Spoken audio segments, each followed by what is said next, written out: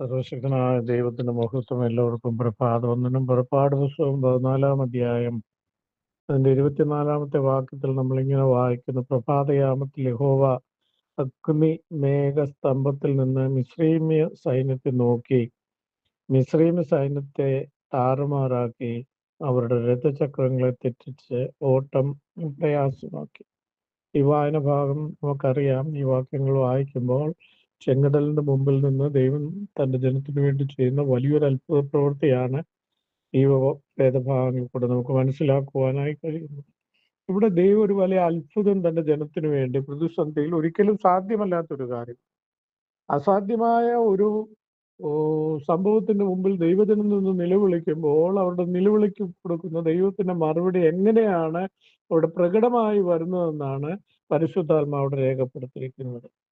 അപ്പോൾ ഇവിടെ ഒന്നാമത്തെ കാര്യം 24 വാക്യത്തിൽ നമ്മൾ വായിക്കുമ്പോൾ അഗ്നി മേഘസ്തംഭങ്ങളിൽ നിന്ന് യഹോവ മിസ്രയീമ്യ സൈന്യത്തെ നോക്കി.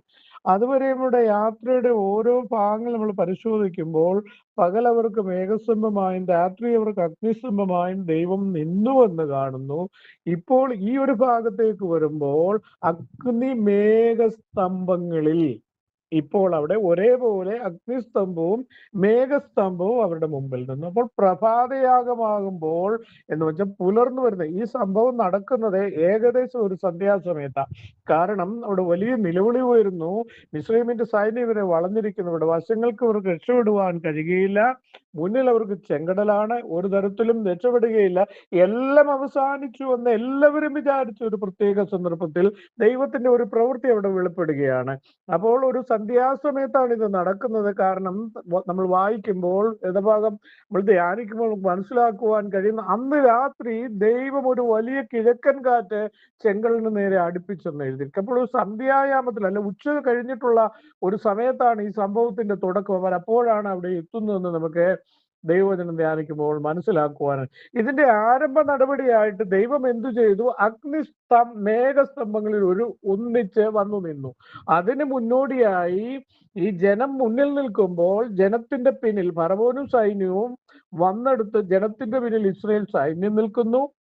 ജനത്തിന്റെയും സൈന്യത്തിന്റെയും മുമ്പിൽ, അതായത് ഇവർക്ക് വഴി കാണിക്കുവാനായി ദൈവമായിട്ട് ഒരു ദൈവത്തിന്റെ ദൂതനുണ്ട്. ദൈവത്തിന്റെ ദൂതനെ പ്രത്യക്ഷമായി ദൂതനായിട്ട് ഒരുപക്ഷെ അവർക്ക് കാണുവാൻ കഴിഞ്ഞില്ലെങ്കിലും ഒരു നിഴല് പോലെ ഒരു തേജസ് അവരുടെ മുമ്പിൽ നടക്കുന്നു. ആ ദൈവദൂതൻ എപ്പോൾ നടക്കുന്നു, എങ്ങോട്ട് പോകുന്നു, അതാണ് അവരുടെ വഴി. അപ്പോൾ വഴി കാണിക്കുവാൻ മോശയോടൊപ്പം അവർക്ക് ഒരു ദൈവത്തിന്റെ ദൂതൻ സ്വർഗത്തിൽ നയിക്കപ്പെട്ടവൻ അവരോടുകൂടെ ഉണ്ടായിരുന്നതായി നമുക്ക് കാണുവാൻ.